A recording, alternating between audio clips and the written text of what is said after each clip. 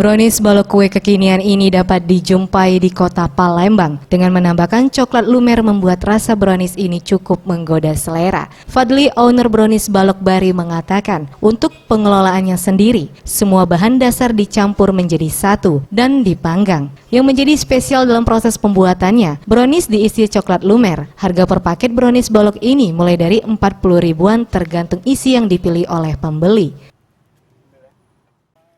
Ide dari awalnya sih karena pengen kue balok brownies, dicari Palembang nih nggak ada kue balok brownies, jadi saya pikir ini peluang untuk saya, cuman ada di Bandung kan, kenapa nggak Palembang nggak ada, saya dari ide itu saya buat sendiri, beneran juga ada basic martabak brownies kan, brownies, jadi saya terus buat itu, alhamdulillah diterima oleh customer Palembang.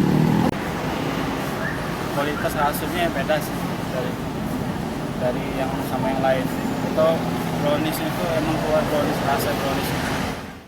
Sementara itu, Ulfa, salah satu pembeli, sengaja datang untuk membeli karena cukup penasaran dengan rasa brownies balok ini. Menurutnya harganya sangat terjangkau. Dalam sehari penjualan brownies balok ini mencapai 1.000 kue dengan omset mencapai 5 juta rupiah per hari. Bentuknya unik, enak dan murah dan terjangkau. Pokoknya enak lah. Orang sering-sering di sinilah beli.